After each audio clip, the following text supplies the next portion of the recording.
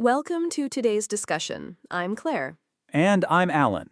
We'll be covering several key stories, starting with the recent changes in India's cabinet. Prahlad Joshi has taken charge as the new Union Education Minister in India, following the resignation of Dharmendra Pradhan.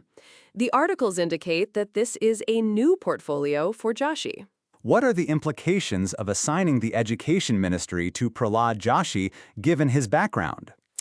Prahlad Joshi is known for his political career, and the reporting suggests he's taking on this new role with a sense of duty. The articles mention that he acknowledged it as a new subject for him. That's interesting. How does his previous experience align with the demands of the Education Ministry? The reporting doesn't go into great detail about his specific experience in education, but it highlights his political journey and other roles he's held. It'll be worth watching how he navigates this new responsibility. So, what's the context around Dharmendra Pradhan's resignation that led to this change? The articles don't provide a clear reason for Pradhan's resignation, but they do state that Joshi was given the additional charge of the Education Ministry. It's a significant change in the cabinet. Moving on, former Honduran President Juan Orlando Hernandez is set to return to Honduras after being pardoned by U.S. President Donald Trump. Hernandez was serving a 45-year prison sentence for drug and arms trafficking. Yes, the reporting indicates that Hernandez will face corruption charges in Honduras upon his return. There's an arrest warrant that was suspended to allow him to return. What are the potential implications for Hernandez and for Honduras politically? Hernandez's return and the charges he faces could have significant political ramifications in Honduras.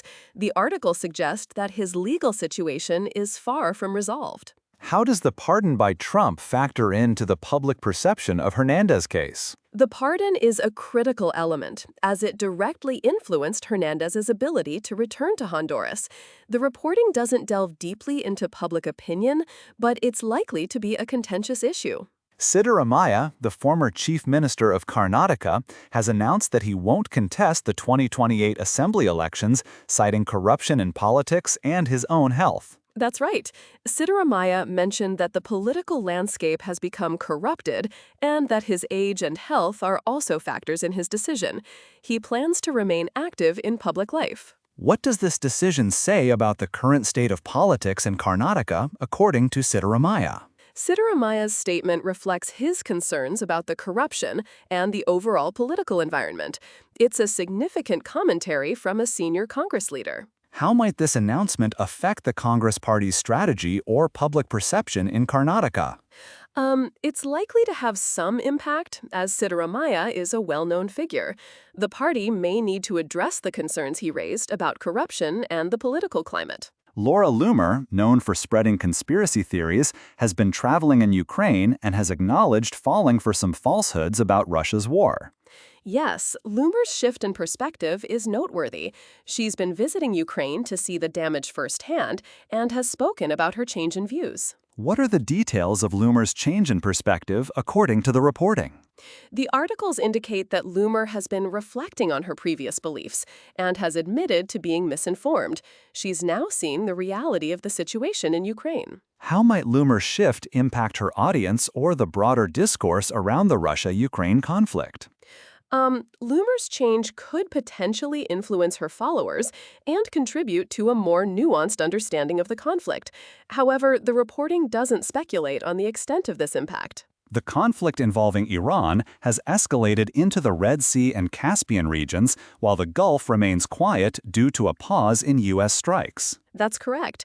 The reporting highlights that despite a lull in U.S. strikes, the Iran-backed Houthis have continued their attacks, particularly on Saudi Arabia. What are the key developments in this escalation, and how have the parties involved responded? The situation has broadened geographically, with the Houthis firing missiles at Saudi Arabia. The U.S. has paused its strikes, but the conflict continues to spread. How does this development affect the regional dynamics and the potential for further conflict? The escalation into new regions indicates a widening of the conflict. The reporting suggests that the situation remains volatile with multiple factors at play.